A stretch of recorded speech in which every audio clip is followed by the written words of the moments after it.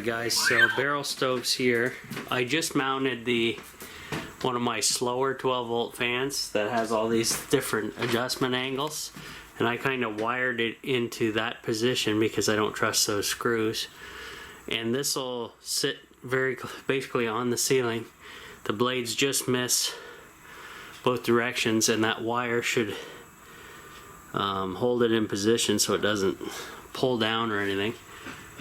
I may have to tighten the screws up on this side so they don't move or articulate. But I think that's decent enough, so I'll run the wires in the chase. So there's the wire for it. Leave the switch on, run it back and wire it into the entertainment system at some point here shortly. And I just painted a piece of scrap 2x4 black to match to hold, so the fan has something to hold on to, grab onto there. So we'll try that out. Now down here I was going to just take a screwdriver and take a look at the floor down here where the damage occurred from the moisture. So give me a second here, I'll just take a look. Oh.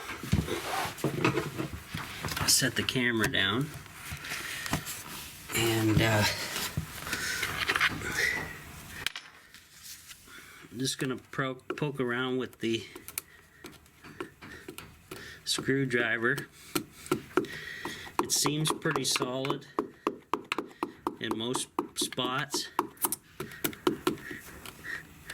except maybe in this corner. So I'm just gonna let this dry out, I think is best. I treated this with mold quite a bit, so I think we're not gonna have issues there. I just have to back out these screws and then go give my dad a hand over there. And I won't have much time today to work in here, but we'll figure it out. So I'll just let all this dry out very well for resealing this thing back in.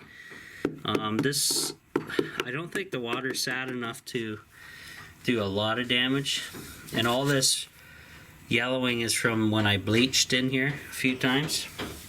So yeah, I'll pull these screws out of the wood, the Robertsons, I believe, so we'll do that. And other than that, guys, I think I saved this. I may put a little slick of paint on this or something just to seal it. It is what it is, right? So gotta do what I gotta do. But I'll be foaming this in eventually anyways, so little paint can't hurt, I don't think, at some point. So I'll pull these screws and that'll be it. Well guys, another night over at the tiny house. I just woke up actually, so it's 10 o'clock now. It is October the 2nd and it is 15.8 degrees Celsius in here. I didn't have the heat on yet. Now supposedly tonight at 11:30 Saturday, we're gonna start getting some rain, and it's gonna continue into the next day and the next day and the next day. So this will be the big test for the roof to see if we got the leaks sorted out. Now the only section I don't have anything underneath is this little guy here, but I figured that water was seeping and running down there, so we'll find out. I got everything covered up still. I left this guy uncovered as well, letting him continue to dry out. What I did was I took a straight blade, was poking through to see if there's any wet rot or anything going on still. So everything seems to be good that way. I may hit it again with some bleach just in case. but everything seems to be good. We're getting a lot of dew in the mornings here, as you guys saw outside the tiny house, so you can imagine what the roof would look like being a flat roof. My dad's next door working, and he actually brought donuts over, which I do not need but I had a couple anyways. Bring the other two home, give to my mom, and then I will be back here Sunday to observe any rain damage that may have happened, or no rain damage. And if there is no rain damage, then I'm just going to go ahead and spray foam that ceiling up and go from there. Start getting things back together so I can continue working in here. Once this ceiling area is complete, we should be good. Now, I just noticed this side is higher than that side, so most of the water is going to pool right where the battery bank is. Wonderful. If I do get a leak, but I don't expect any water in this catchment that I'm rigged up. But any water we are going to get is going to be sitting right in here, just above the battery box. But I have the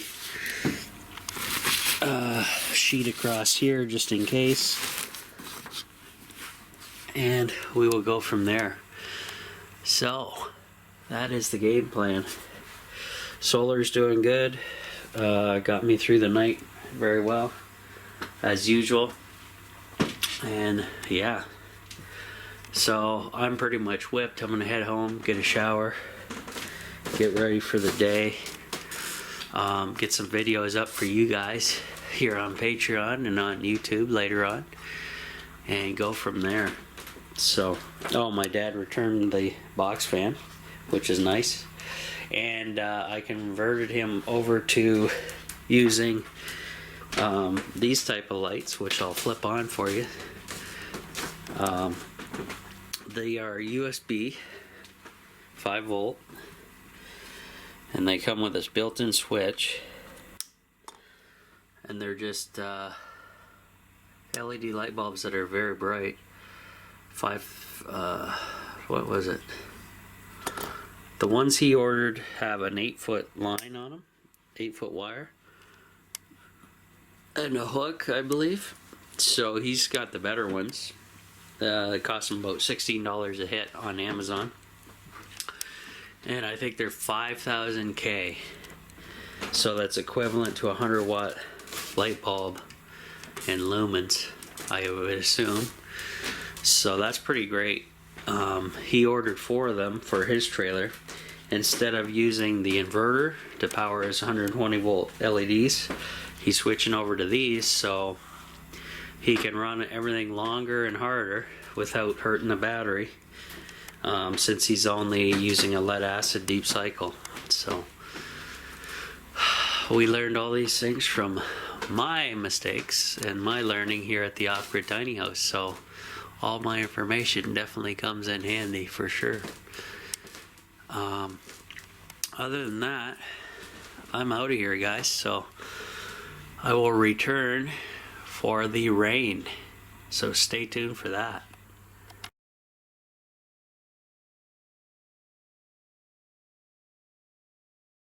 To see all my live daily content, become a Patreon member. Click on the link on my YouTube channel at the Off-Grid Tiny House. Click on support this channel. It'll take you to the Off-Grid Tiny House page on Patreon, or you can just Google it. Sign up and join in. Thank you.